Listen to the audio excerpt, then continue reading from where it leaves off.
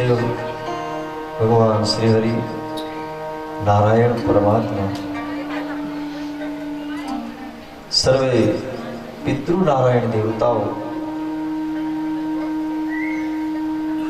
માતા પિતા અને સદગુરુ ભગવાન,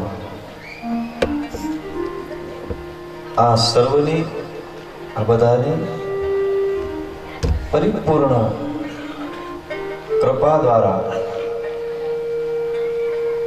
જ્યારે આ સર્વની પૂર્ણ કૃપા વડે આજે સંવત 2072 કારતક સુધી છઠ અને મંગળવાર આપણા આ પીપળવા ગામને આંગણે સમસ્ત એટલે રંગોળિયા પરિવાર જેના આંગણામાં ભગવાન શ્રી કૃષ્ણ પરમાત્મા જેનું વાંગમય એટલે વાણીમય સ્વરૂપ એવા શ્રીમદ ભાગવતજી જેનું આવાહન થયું, જ્યારે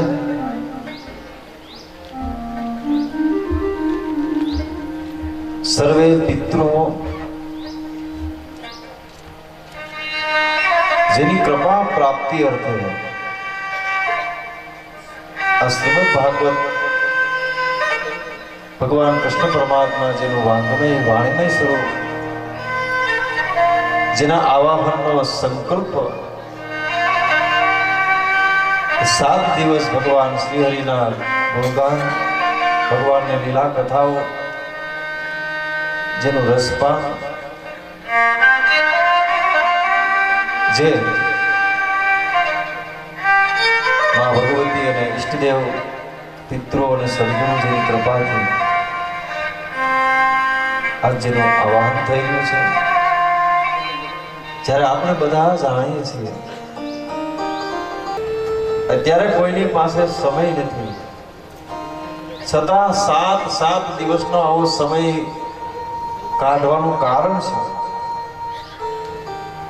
7 દિવસનો આપણે આ સમય કાઢ્યો છે કે આ 7 દિવસ 6 થી 11:30 સુધી અમારા ભગવાનનો સત્સંગ અને પારાયણ, ભગવાન કૃષ્ણ પરમાત્માનું વાંગમય સ્વરૂપ ભાગવતજીનું શ્રવણ કીર્તન કરવું છે. આ સમય કાઢ્યો એનું કારણ આ વસ્તુમાં એવું એનું મહત્વ કયું રહેલું છે કે જેની પાછળ આપણે આવો સમય, સંપત્તિ અને શક્તિ. સંપત્તિ ઘણી હોય, શક્તિ પણ ઘણી હોય, પરંતુ સમય ન હોય. એમ સમય, શક્તિ અને સંપત્તિ આ બધું હોય, પણ સાથે સાથે કોઈ માતા પિતા અને સદગુરુ જેના આશીષથી સન્મતિ હોય, એવા વિચારો હોય કે ભગવાને મનુષ્ય દેહ આપ્યો છે, સંતતિ પણ આપી છે, સંતાનો એટલે સંતતિ આપી છે, સંપત્તિ આપી છે, સમય આપ્યો છે, શક્તિ આપી છે, પણ સાથે સાથે માતા પિતા ગુરુના આશીર્વાદથી સન્મતિ આપી હોય, એટલે આવા કાર્ય કરવાનો સંકલ્પ થાય ને આવું ભગવત કાર્ય કરવાનો આપણને પ્રેરણા મળે. જ્યારે આ ભગવાન શ્રી કૃષ્ણ પરમાત્મા ભાગવતની કથા બધાએ સાંભળેલી છે, રામાયણ કથા બધાએ સાંભળે છે, બધાને ખબર જ છે આમાં શું આવે છે. છતાંય જ્યારે આવું આવાહન થાય ત્યારે કોઈ દિવસ આપણે જોયું જ ન હોય એટલો આનંદ થાય છે. જ્યારે દરેક વખતે નવું ને નવું જ લાગે, એમ થાય કે બસ આપણે પહેલા જાણે કથામાં જતા હોય, પહેલા આનંદ લેતા હોય, એટલો બધો દરેક દિવસે નવું ને નવું છે. આનું કારણ શું? ભગવાન કૃષ્ણ પરમાત્મા જ્યારે આ સૃષ્ટિ છોડી પોતાનું અવતાર કાર્ય પૂર્ણ કરી અને સ્વધામ પધાર્યા, ત્યારે પોતાનું વાણીમય સ્વરૂપ ભાગવતની અંદર પધરાયું છે. એટલે અત્યારે શ્રીમદ ભાગવત એટલે ભગવાન કૃષ્ણ પરમાત્મા વાણી સ્વરૂપે આ ભાગવતની અંદર આપણા આંગણામાં જેનો પ્રાદુર્ભાવ થયો અને જેને લાવવા માટે આપણે આ યાત્રા કરી રહ્યા હોય, કે જેને આપણે આનંદથી નાચ કરતા ગાતા ગાતા લઈ આવ્યા, અને એમાં કદાચ 10 મિનિટ મોડું થાય તો એમાં વાંધો શું છે? મને ઘણા પૂછતા હતા કે દાદા મોડું નથી થતું ને આપણે ટાઈમ અરે ભગવાનનું આવાહન ને ભગવાનના ઓલામાં આનંદ કરતા હોય તો એમાં પછી ટાઈમની ખબર રહેતી નથી, એને જ આનંદ કહેવાય છે. જ્યારે હવે ભગવાનની કૃપાથી માં ભગવતી જગદંબા સર્વે પિતૃઓ અને સદગુરુ ઈષ્ટદેવની કૃપાથી ભગવાન ભાગવતજીનું આવાહન આપણા આંગણામાં ભગવાન પધારી ચૂક્યા છે.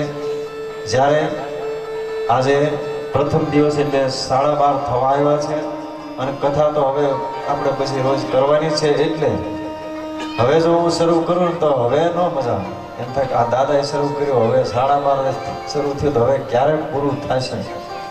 એટલે હવે ભગવાનના નામની 5 મિનિટ જય કરી અને પછી આપણે બપોર પછીથી જ ભગવાનનું કીર્તન શ્રવણ અને જે પરમાત્મા કરાવે એ મારે તમારે કરવાનું છે. બોલીએ બાલ કૃષ્ણલાલ ઓમ નમો ભગવતે વાસુદેવાય.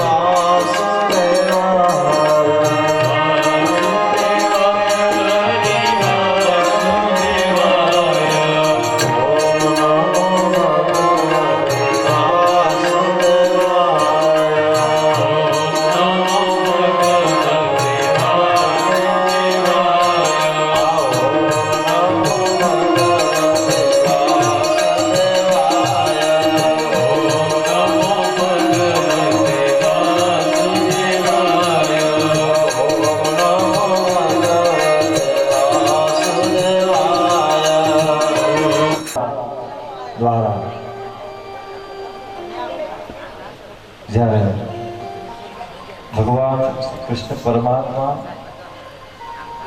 જેનું વાંગમય એટલે વાણીમય સ્વરૂપ એવા શ્રીમદ ભાગવતજી જ્ઞાન યજ્ઞ જેનું 7 દિવસે એટલે 7 દિવસ માટે પારાયણ એટલે સત્સંગ ગાન કરવા જઈ રહ્યા છે. ત્યારે આજે પ્રથમ દિવસ ભગવાન શ્રી હરિ નારાયણ પરમાત્મા અનંત કોટી બ્રહ્માંડ નાયક જેણે અનેક અવતારો ધારણ કરી ભગવાને જે લીલાઓ કરી જેનું વર્ણન આજ સુધી કોઈ કરી શક્યું નથી અને કરી પણ શકે નહીં. હરિ અનંત, હરિ કથા અનંત. જ્યારે આપણે દ્વૈપાયન વેદ વ્યાસ જેના દ્વારા રચના કરેલ એવા શ્રીમદ ભાગવતજી જેનું આવાહન આપણા આંગણામાં થયું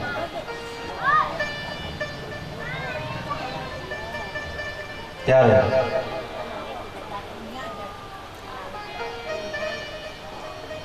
જ્યારે આપણે વાત થઈ કે અત્યારે કોઈની પાસે સમય નથી, છતાં આવા કલિકાળમાં, આવા ઝડપી યુગમાં 7 દિવસ એક સ્થાન પર બેસવાનો સમય કાઢવાનું કારણ શું છે? આ કાર્યમાં એવું કેવું મહત્વ રહેલું છે? કોઈ પણ કાર્ય કરતા પૂર્વે આ કાર્ય કેવી રીતે કરવું, આ કરવાનું કારણ શું, આ કાર્યનું ફળ શું, આ બધું જાણવું, જેને આપણે મહાત્મા કહીએ છીએ. કોઈ પણ ઔષધિ હોય એટલે ઔષધિ દવાને વિશે આપણે જાણીએ કે આ દવા લેવાથી ફાયદો શું, પહેલા આપણે ફાયદો પૂછીએ, પછી જ કોઈ પણ કાર્ય કરીએ. જ્યારે આ પરમ તત્વ, આ પરમાત્મા, જેના નામ રૂપી જે ઔષધિ, અને કલિકાળમાં એવું કહ્યું છે કે કલો કેવલ કીર્તન. કળિયુગમાં સૌપ્રથમ સતયુગ, જ્યારે મનુષ્યનું આયુષ્ય હજારો વર્ષ એટલે 1,20,000 વર્ષનું હતું. એટલે મનુષ્ય હજારો 5,000, 10,000 વર્ષ તપ કરી શકે. ત્યાર પછી ત્રેતાયુગ આવ્યો, જ્યારે 1200 વર્ષનું, 12,000 વર્ષનું આયુષ્ય. ત્યારે મોટા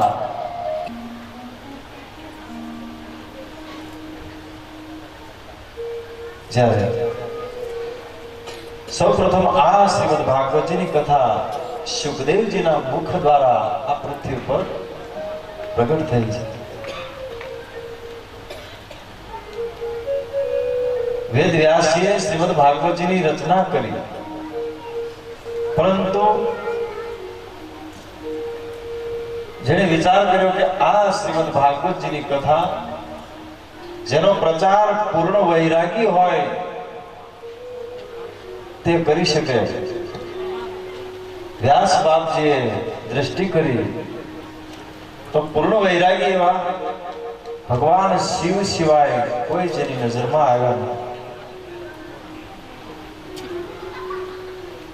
એટલે વ્યાસ બાપજીએ ભગવાન મહાદેવજીને પ્રાર્થના કરી, હે પ્રભુ, આપ કોઈને કોઈ અંશ રૂપે મારે ત્યાં પધારો અને મારી રચેલી આ ભાગવતજીની સંહિતા, જેનો આપ પ્રચાર કરો. ભગવાન શિવજીએ વ્યાસજીની પ્રાર્થના સાંભળી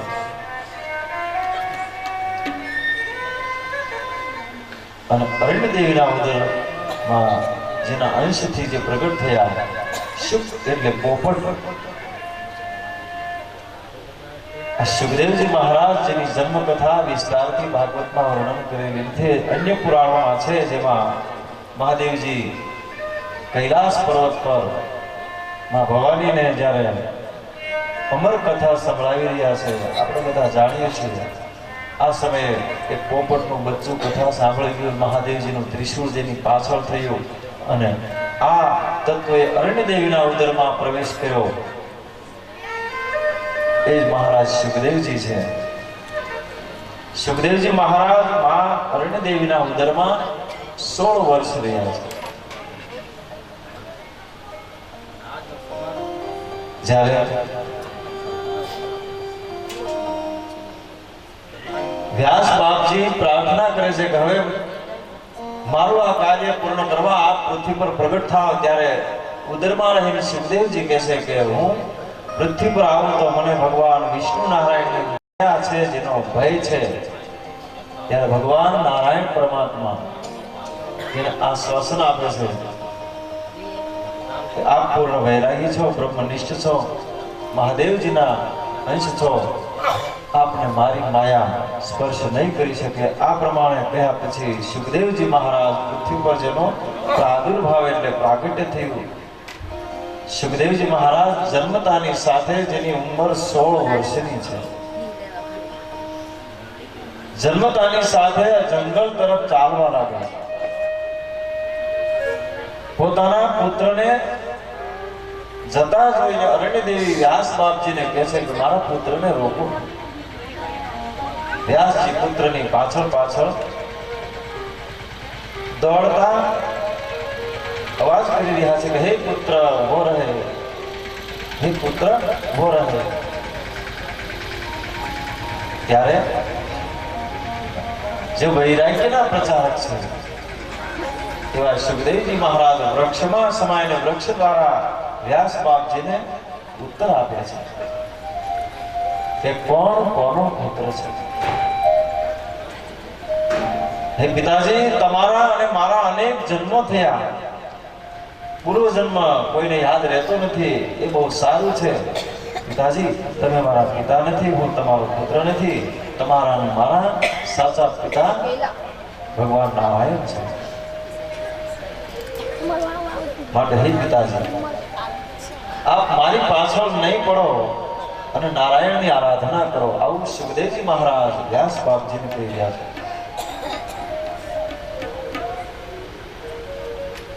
સુખદેવજી નર્મદાજીના કિનારે આવ્યા છે. આવા સર્વભૂત હૃદય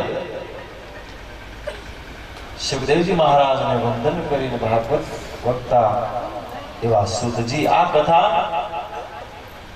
સૂત નામના પુરાણી નૈમિષ્ય અરણ્ય નામનું જે જંગલ છે, નૈમિષ્ય અરણ્યમાં હજારો ઋષિ મુનિઓ ભેગા થયા છે.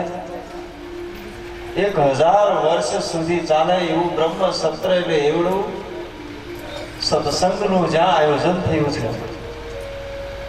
આ હજારો ઋષિ મુનિઓ નિત્ય સવારમાં પોતપોતાનો સંધ્યા કર્મ આદિ કર્મ કરી અને સૂત નામના પુરાણી છે જેના મુખથી ભગવાનની જુદી જુદી કથાઓ શ્રવણ કરે છે.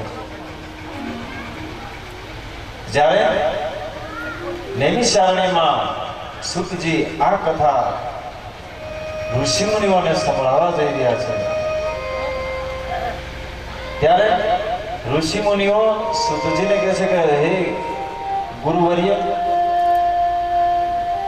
આપણા શ્રી મુખથી અમે ઘણી ઘણી કથાઓ સાંભળી.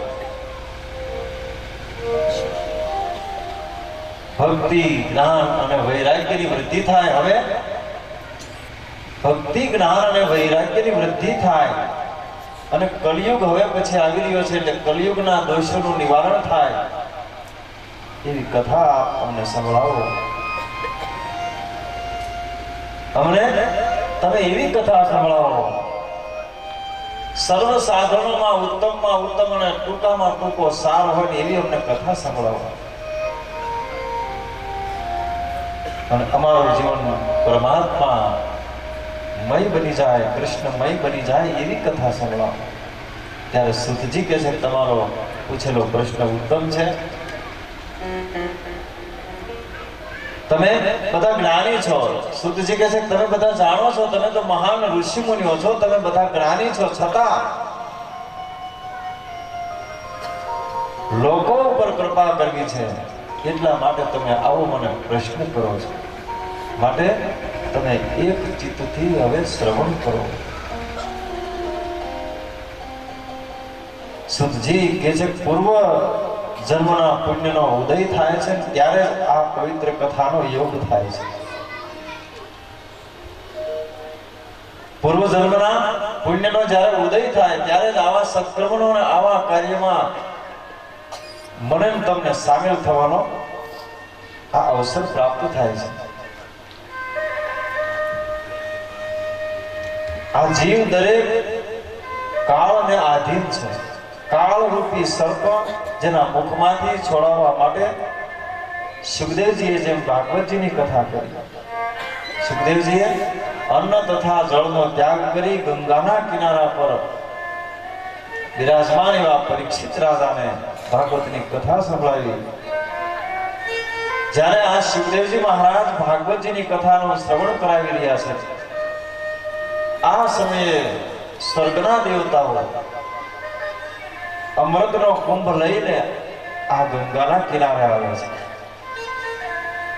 દેવતાઓ પરીક્ષિત રાજાને કહે છે હે રાજન, આ અમૃતનો કુંભ છે.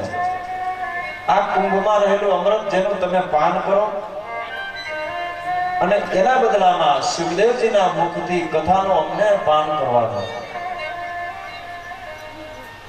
ત્યારે સુખદેવજી મહારાજ જેને પરીક્ષિત રાજા પૂછે છે કે અમૃતનું પાન કરવાથી શું ફાયદો થાય? સુખદેવ બાપજી કહે છે અમૃતનું પાન કરવાથી સ્વર્ગનું સુખ મળે છે, પરંતુ જ્યાં સુધી પુણ્ય હોય ત્યાં સુધી પુણ્યનો ક્ષય થાય એટલે સ્વર્ગમાંથી પાછા આવવું પડે છે, એટલે આ સુખ પાછું જતું રહે છે. સ્વર્ગનું અમૃત પીવાથી પાપનો ક્ષય થતો નથી, જ્યારે કથારૂપી અમૃતનું પાન કરવાથી પાપનો ક્ષય થાય છે. આ સાંભળી અને પરીક્ષિત રાજા દેવતાઓને શું કહે છે? કેમ સુધા કેમ કથા લોકે કેમ કાચ કેમ મણિર્મહા બહુરાત્રો વિચારે સદા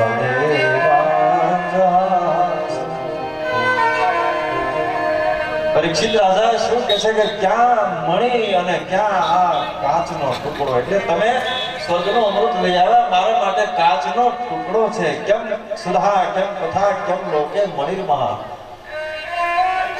માટે પુણ્યનો ક્ષય કરે એવું અમૃત મારા માટે નકામું છે, માટે તમે અમૃતનો કુંભ લઈને જાઓ, મને કથારૂપી અમૃતનું પાન કરવા દો. પરીક્ષિત રાજાએ અમૃતનો સ્વીકાર નહીં કરતા ભગવાનની કથાનો શ્રવણ કર્યું છે. આવી આ કથા જેના દ્વારા પરીક્ષિત મહારાજનો મુક્તિ થઈ, આવું જ્યારે બ્રહ્માજીએ જાણ્યું ત્યારે બ્રહ્માજીને આશ્ચર્ય થયું અને અંતે સર્વ સાધન થકી કથા મહા. આ ભાગવતજીની કથા સૌપ્રથમ બ્રહ્માજીએ રચેલી છે. 4 શ્લોકમાં બ્રહ્માજીએ આ શ્રીમદ ભાગવત બનાવ્યું છે. આ કથા નારદજીએ સનત કુમારોની પાસેથી સૌપ્રથમ સાંભળેલી એટલે શ્રવણ કરેલી છે. લોક વિગ્રહ મુક્તશ્યમ નારદયા સ્થિરસ્ય વિધિ શ્રવે કૃતઃ પ્રીતિ સંયોગ પુત્રતે.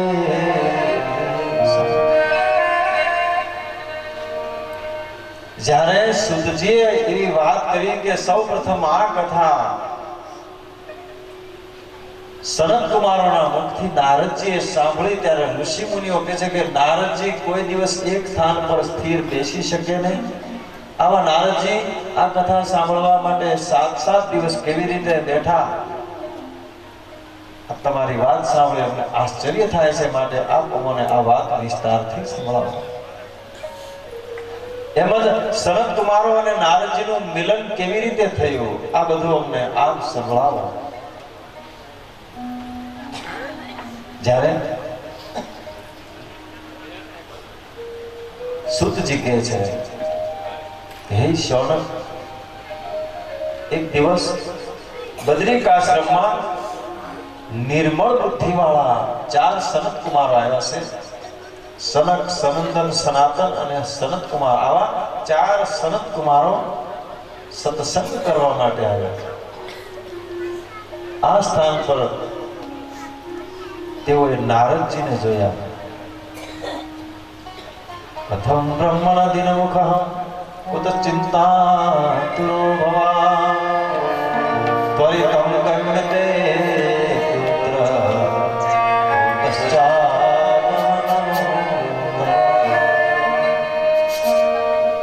આજે તમારો મુખારવિંદ દુઃખની છાયાથી ઘેરાયેલું હોય એવું અમને દેખાય છે. સનત કુમારો નારદજીને પૂછે છે કે તમારા મુખ ઉપર અમને જોતા એવું લાગે છે કે તમે દુઃખથી ઘેરાયેલા હો, કઈક ચિંતામાં હોય એવું અમને લાગે છે. જ્યારે ભગવાન નારાયણ વિશ્વ વ્યાપ્ત ઇતિ વિષ્ણુ, આખા વિશ્વમાં વ્યાપેલા એવા વિષ્ણુ અને વિષ્ણુ ભગવાન જેના પરમ એવા તમે વૈષ્ણવ, હે નારદ, વૈષ્ણવ કોઈ દિવસ ઉદાસ હોય નહીં. આજ તમારા મુખ પર અમને ઉદાસીનતા દેખાય છે. આમ ઉતાવળા ક્યાંથી આવો છો? ક્યાં જઈ રહ્યા છો? તમારી ચિંતાનું કારણ અમને કહો. સંકાદિકોએ આ પ્રમાણે નારદજીને પ્રશ્ન કર્યો. એટલે નારદજી કહે છે કે તમારી પરીક્ષા બહુ સત્ય છે. તમે મારા મુખારવિંદની આકૃતિ જોઈને કહ્યું કે આપ ચિંતામાં છો, તો તમારી પરીક્ષા સાચી છે. નારદજી સનત કુમારોને કહે છે, આ પૃથ્વી ઉપર અનેક તીર્થો છે. આ પૃથ્વી ઉપર અનેક તીર્થો છે. આ બધા તીર્થોને મેં ઉત્તમ જાણી. દરેક તીર્થમાં મેં યાત્રા કરી. દરેક તીર્થમાં હું ફર્યો, પણ મારા મનને ક્યાંય સંતોષ ન થયો. નારદજી કહે છે દરેક તીર્થમાં મેં તીર્થયાત્રા કરી, પરંતુ મને ક્યાંય સંતોષ ન થયો. જેનું કારણ સત્યમ નાસ્તિ તપસ્યોચમ દયાદાનવિચ્છતે ઉદર ભરેણો જીવા વશકાકુટભાષ. નારદજી કહે છે કે હું બધે ફર્યો, મને ક્યાંય સંતોષ ન થયો. જેનું કારણ કે મને ક્યાંય સત્યના દર્શન ન થયા. સત્ય ક્યાંય રહ્યું નથી. સાચા તપસ્વીના મને ક્યાંય દર્શન ન થયા. ક્યાંય સાચા તપસ્વી રહ્યા નથી. લોકોમાંથી દયા ચાલી ગઈ છે. સાચું દાન ક્યાંય રહ્યું નહીં. આવું બધું મેં જોયું. મનુષ્યો અધર્મનો આશ્રય કરનારા થયા છે. અધર્મનો આશ્રય કરી અને પેટ ભરા થયા છે. મનુષ્યો જૂઠા બોલા થયા છે. નારદજી કહે છે કે આવું બધું જોયું એટલે મને દુઃખ થયેલું છે.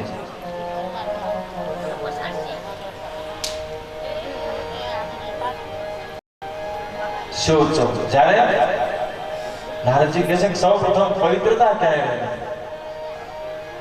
પવિત્રતા એટલે આ શરીરને ચોખ્ખા રાખવાથી વિશેષ મનને શુદ્ધ રાખવાની જરૂર છે. કારણ મર્યા પછી મન તન નહીં, મન સાથે આવે છે. આ કળિયુગના માનવીને નારદજીએ મંદ બુદ્ધિ વાળો કહ્યો. સંતજનો પાખંડી થયા છે. વૈરાગ ધારણ કરીને પરિગ્રહ કરનારા થયા છે. સ્ત્રીઓનું પ્રભુત્વ વધે છે.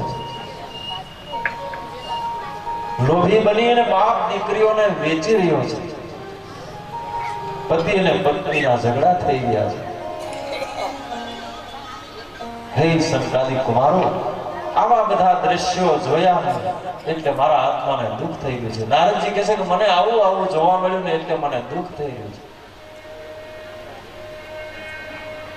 નારદજી કહે છે અરે એમાં એક વિશેષ બાબત હું તમને કહું. એક મેં આશ્ચર્ય જોયું. કેવું આશ્ચર્ય? એક યુવાન સ્ત્રી જે દુઃખી થતી થતી બે વૃદ્ધ પુરુષોને જગાડી રહી હતી.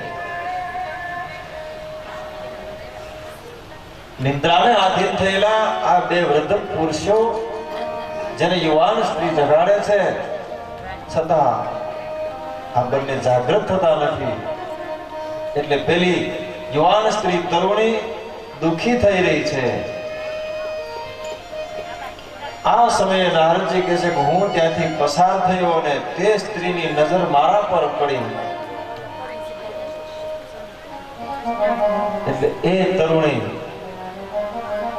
જેણે મને પ્રાર્થના કરી, ભોગો સાધુ ક્ષણતિષ્ઠ મહચિંતામપી નાશય. હે મહાન પુરુષ, સંત મહાત્મા, આપ અહીંથી પસાર થયા છો તો ક્ષણવાર થોભી જાઓ. મારી ચિંતાનો કઈ ઉપાય કરતા જાઓ. જ્યારે તમારું દર્શન પાપોનો નાશ કરતા, સંતનું દર્શન હંમેશા પાપોનો નાશ કરતા છે. આ તરુણી કહે છે કે આજે મને આપના દર્શન થયા. નારદજી કહે છે કે હે બાળા, તું કોણ છે? અને આ બે વૃદ્ધો કોણ છે? તારા દુઃખનું કારણ શું છે? ત્યારે નારદજી સનત કુમારોને વાત કરતા કહે છે કે હે કુમારો, આ બાળા આ સમયે કહેવા લાગી કે અહમ ભક્તિ રીતિ રવ્યતા ઈમો મે તનો મતો જ્ઞાન વૈરાગ્ય નામો કાલ યોગે ને જર્જરો. હે સંત મહાન, હું ભક્તિ નામની આ બંનેની માતા છું અને આ ધર્મ જ્ઞાન અને વૈરાગ્ય નામના બંને મારા પુત્રો છે. આ કાળ યોગે હું જેની માતા હોવા છતાં યુવાન દેખાઈ રહ્યો છું, આ બંને મારા પુત્રો વૃદ્ધ દેખાઈ રહ્યા છે. કાળ યોગે જર્જરો. હે સંત, જ્ઞાન વૈરાગ્ય નામના આ બંને વૃદ્ધ પુત્રો જેને હું જગાડવાનો પ્રયત્ન કરી રહી છું, પરંતુ મારો પ્રયત્ન નિષ્ફળ જઈ રહ્યો છે. યુવાન સ્ત્રી જે ભક્તિ છે, જેના બે પુત્રો જ્ઞાન અને વૈરાગ્ય ભક્તિ દ્વારા જાગૃત થાય. કલિયુગમાં જ્ઞાન અને વૈરાગ્યની ઉપેક્ષા થાય ત્યારે ભક્તિ કહે છે હે પ્રભુ, મારા દુઃખનું નિવારણ કરો. નારદજી સનત કુમારોને વાત કરે છે કે મેં આજ રસ્તામાં આવું જોયું. હે કુમારો, મેં યોગના બળથી સમાધિ દ્વારા જોયું કે આવું શા માટે થયું કે માતા યુવાન અને પુત્રો વૃદ્ધ દેખાય છે. તો મારા જોવામાં આવ્યું કે કલિયુગનો આ પ્રભાવ છે. એટલે મેં ભક્તિને કહ્યું કે કલીના પ્રભાવને લીધે આવું થયું છે. ત્યારે ભક્તિ મને કહેવા લાગ્યા કે પરમાત્મા પ્રભુએ આવો કળિયુગ શા માટે સહન કર્યો? આ મારો સંશય દૂર કરો. ભગવાને આ કળિયુગને શા માટે આવવા દીધો? ત્યારે નારદજી કહે છે, ભક્તિએ મને કહ્યું, યદા મુકુંદો ભગવાન ક્ષમા તત્તા સપદમ ગતા તદ્ધિનાતમ કલ્યાણ સર્વસાધનવાદક. જ્યારથી ભગવાન કૃષ્ણ પરમાત્મા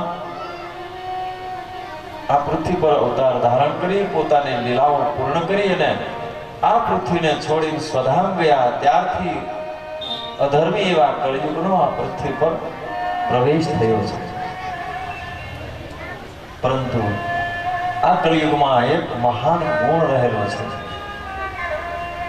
યત ફલમ નાસ્તિ તપસાન યોગેન સમાધિના તત્ફલમ લભતે સજ્ઞ પ્રભુ કલોકેશમ કીર્તનમ. જ્યારે અનેક વર્ષોની તપશ્ચર્યા, યોગની સાધના આવું કરવાથી જે ફળ મળતું નહીં એ ફળ આ કળિયુગમાં ફક્ત પરમાત્માના નામનું સ્મરણ કરવાથી પ્રાપ્ત થાય છે. આ કળિયુગમાં આવો મોટામાં મોટો ગુણ રહેલો છે. એટલા માટે ભગવાને આ કળિયુગને સહન કર્યો. આ પ્રમાણે નારદજી ભક્તિને વાત કરી.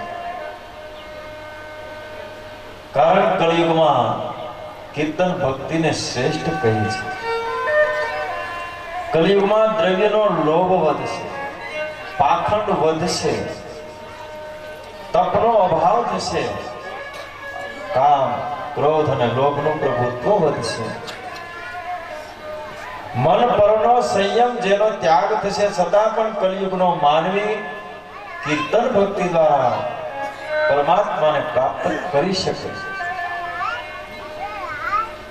કલિયુગના અધર્મને ઉત્તમ એક ગુણને લીધે ભગવાને સહન કર્યો છે. આ કળિયુગમાં મોટામાં મોટો આ એક ગુણ છે કે ફક્ત પરમાત્માના નામ. આ પ્રમાણે ભક્તિને નારદજી આશ્વાસન આપ્યું. આ સમયે નારદજી જેને ભક્તિએ વંદન કર્યા, હે સાધુ પુરુષ, આપના એક વચનથી ધ્રુવ અને પ્રહલાદ તરી ગયા. એવા બ્રહ્માજીના પુત્ર નારદજી, આજ મારા અહોભાગ્ય છે કે આપના મને દર્શન થયા. આવું ભક્તિ મહારાણી નારદજીને કહે છે. નારદજી આ વાત સનત કુમારોને કરી રહ્યા છે કે છે કે હે કુમારો, હું ભક્તિના પિતૃ જ્ઞાન અને વૈરાગ્યને નિદ્રામાંથી જગાડવા પ્રયત્ન કરવા લાગ્યો. જ્યારે જ્ઞાન અને વૈરાગ્યને જગાડવા માટે હું ગીતા અને વેદનો આશ્રય કરી જગાડવા લાગ્યો, પરંતુ મારો પ્રયત્ન વ્યર્થ ગયો. એટલે મને પણ ચિંતા થઈ. પરમાત્માને મેં આર્તનાદ કર્યો, હે પ્રભુ, મેં આ ભક્તિને આશ્વાસન આપ્યું છે કે તારા દુઃખનું હું નિવારણ કરીશ. તો હે નારાયણ પરમાત્મા, મને કંઈક ઉપાય બતાવો. આ સમયે હે કુમારો આકાશવાણી થઈ. આકાશવાણી દ્વારા મને ભગવાને એવો આદેશ કર્યો કે હે ઋષિવર, તમારો પ્રયત્ન સફળ થશે. તમે સત્કર્મ કરો અને જેનો ઉપાય તમને સાધુ પુરુષો બતાવશે. આ કથા સુતજી નૈમિષારણ્યમાં ઋષિ મુનિઓની સામે કરતા કહે છે કે હે શૌનક, આ સત્કર્મ જેનો ઉપાય જાણવા માટે નારદજી અનેક સંતોના આશ્રય ગયા. નારદજીને એવું આકાશવાણીએ કહ્યું એટલે નારદજી અનેક સંતોને પૂછ્યું કે સત્કર્મ કયું મારે સત્કર્મ કરવું. અનેક સંતનો આશ્રય કર્યો પણ નારદજીના મનને સમાધાન થયું નહીં. ત્યારે નારદજી કહે છે હે કુમારો, મેં તમને મારા આશ્ચર્યની વિગત કઈ સંભળાવી. હવે જેના નિવારણનો આપ મને ઉપાય બતાવો. નારદજી સનત કુમારોને કહે છે કે મેં જે જોયું હતું એ મેં તમને સંભળાવ્યું. હવે આપ મને કંઈક ઉપાય બતાવો કે હું કેવું સત્કર્મ કરું કે એ કર્મ દ્વારા જ્ઞાન અને વૈરાગ્ય જેની જાગૃતિ થાય. સંકાદિક મુનિઓ કહે છે હે નારદ, તમારી ભાવના દિવ્ય છે. વૈરાગ્ય તથા જ્ઞાનને પુષ્ટ કરવાની તમારી ભાવના છે. તમારી ઈચ્છા અવશ્ય પૂર્ણ થશે. સનત કુમારો કહે છે કે હે નારદ, જે આકાશવાણીએ તમને કહ્યું સત્કર્મ, એટલે એ સત્કર્મ એટલે શ્રીમદ ભાગવતજીનું પારાયણ કરો. આ સત્કર્મ શ્રીમદ ભાગવતજીનું કથા પારાયણ કરો. જ્ઞાન યજ્ઞનો આરંભ કરો, જેનો પ્રચાર કરો, જેના દ્વારા લોકોનું કલ્યાણ થશે. આ કથાના શ્રવણથી જ્ઞાન તથા વૈરાગ્ય જેની જાગૃતિ થશે. સંકાદિક મુનિઓ સનત કુમારો કહે છે કે હે નારદ, આ કથા વેદો અને ઉપનિષદો જેના સારમાંથી બનેલી છે.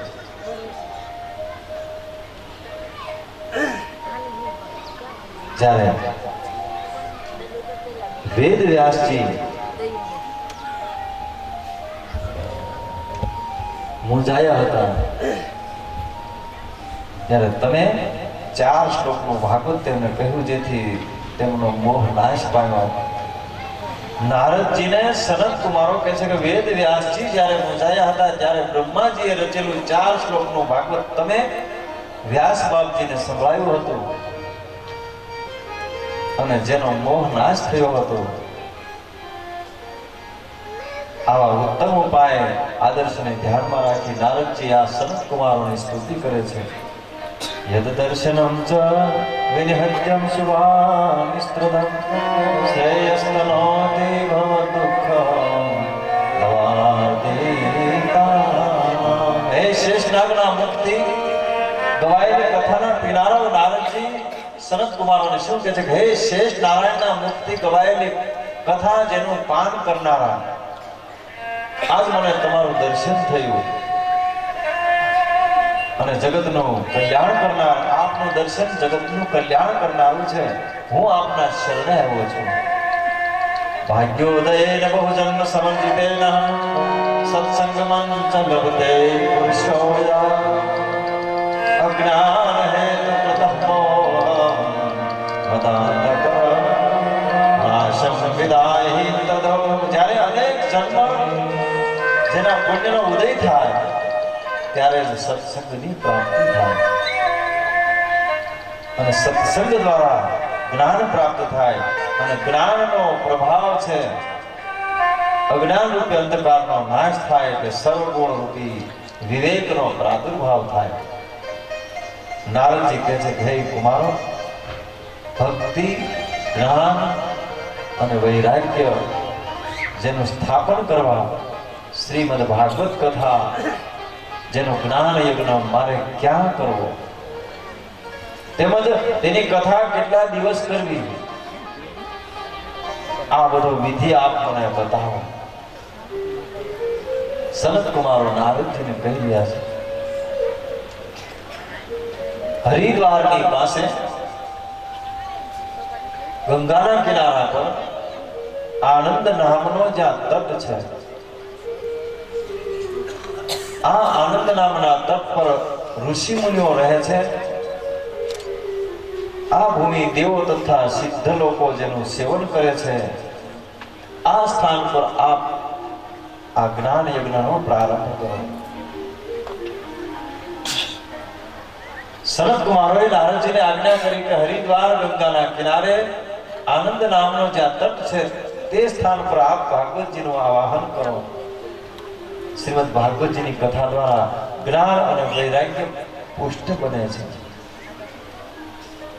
નારદજી કથાનો સમાજમાં પ્રચાર કર્યો. નારદજીએ આ કાર્ય કરવા તૈયાર થયા. પ્રારબ્ધ વિના યોગ પ્રાપ્ત થતો નથી. વૈષ્ણવો, ભક્તો, ઋષિઓ કથા સાંભળવા તૈયાર થયા. નારદજીની વાત જાહેર થઈ કે નારદજી આનંદ નામના તટ પર શ્રીમદ ભાગવતજીની કથાનું આયોજન કરે છે. એટલે જેનું શ્રવણ કરવા અનેક વૈષ્ણવો, ભક્તો, ઋષિમુનિઓ આ કથા સાંભળવા બધા તૈયાર થયા.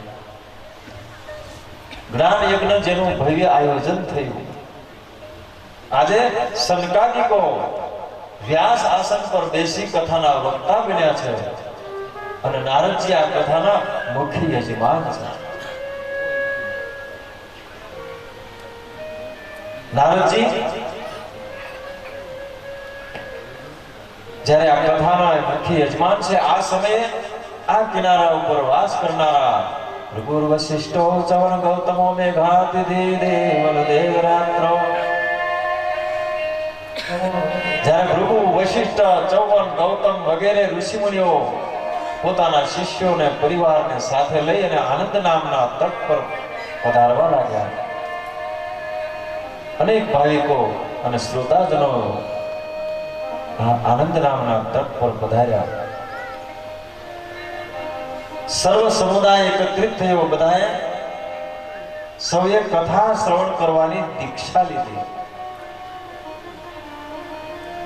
યથાયોગ્ય સ્થાને સૌ વિરાજમાન થયા. પરમાત્માનો જય નાદ થયો.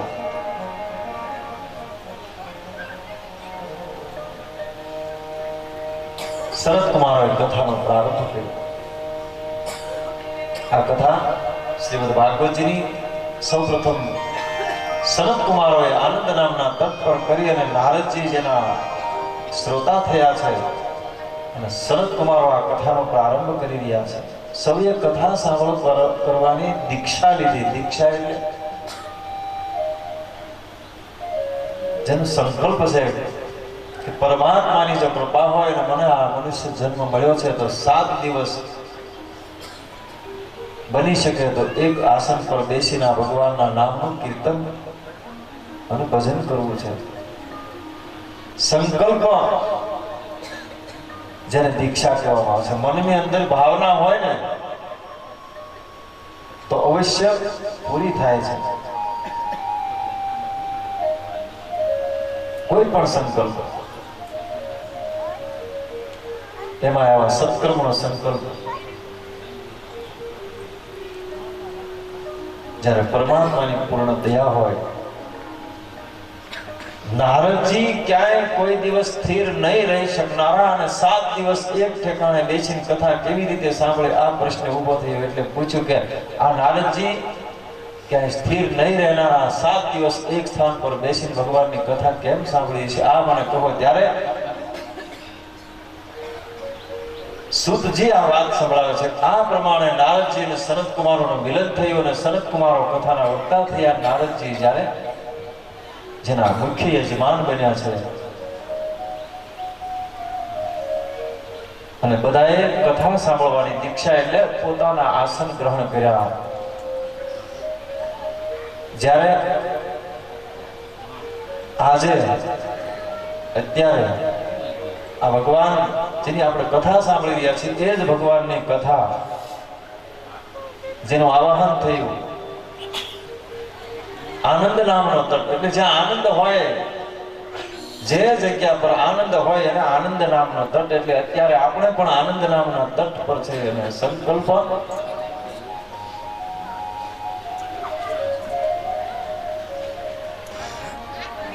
શ્રીમદ ભાગવતજીની કથા એટલે નારાયણ સ્વરૂપ છે. ભગવાન કૃષ્ણ પરમાત્મા જ્યારે આ પૃથ્વી છોડી ગૌલોક પધાર્યા ત્યારે પોતાનું તેજ આ ભાગવત ગ્રંથને વિશે પધરાવ્યું છે અને ભગવાને એવું કહ્યું છે કે હું જ્યારે ન હોઉં ત્યારે મારા આ ભાગવતનો આશ્રય કરવો.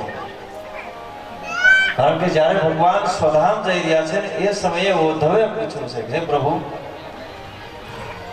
આપ જઈ રહ્યા છો, અવતાર કાર્ય પૂર્ણ કરી પૃથ્વીને છોડી જઈ રહ્યા છો, તો હું મને પણ સાથે લેતા જાઓ. ત્યારે ભગવાન કહે છે હે ઉદ્ધવ, તું મારી સાથે આવ્યો નથી એટલે હું તને સાથે ન લઈ જઈ શકું. ઉદ્ધવ કહે છે પ્રભુ આપના વિના અમારે કોના આશ્રય રહેવું? ત્યારે ભગવાન કૃષ્ણ પરમાત્મા કહે છે કે મારું વાણીમય સ્વરૂપ આ કળિયુગના વિશે જેના આશ્રય રહેનાર, જેનું સર્વસ્વ રક્ષણ કરશે.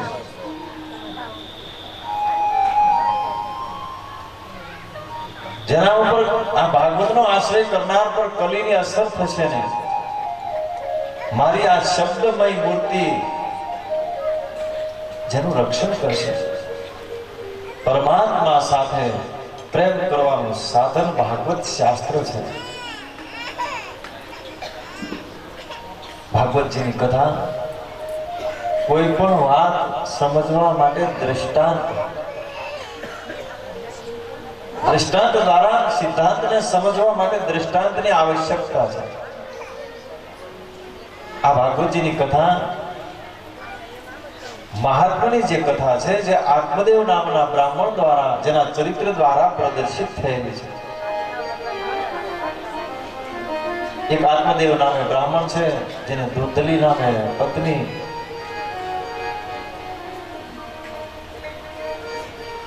જ્યારે તુંગભદ્રા નામે નદી, જેના કિનારા પર એક ગામ, આ નગરમાં આત્મદેવ નામે એક બ્રાહ્મણ વિરાજે છે. તેની પત્નીનું નામ ધૂંધલી છે. આત્મદેવ પવિત્ર છે, જ્યારે ધૂંધલી સ્વભાવથી ક્રૂર છે. પારકી પંચાત કરવી, કજિયા કરવા. આ આત્મદેવ સંતાન વિનાના એટલે નિસંતાન છે. સંતાનની પ્રાપ્તિ માટે આત્મદેવે અનેક પ્રકારના પુણ્ય કર્મો કર્યા, પરંતુ સફળતા મળી નહીં. સફળતા ન મળી એટલે આત્મદેવે આત્મહત્યા કરવાનો નિર્ણય કર્યો. આત્મહત્યા કરવા માટે જેણે વન તરફ પ્રયાણ કર્યો. જતા જતા વનમાં નદીનો કિનારો આવ્યો અને આ કિનારા પર એક મહાત્મા, જેને આત્મદેવે જોયા. આત્મદેવ મહાત્માજીની પાસે આવી વંદન કરી અને રડવા લાગ્યા. ત્યારે મહાત્માજી આત્મદેવને પૂછે છે કે આપ શા કારણથી દુઃખી છો?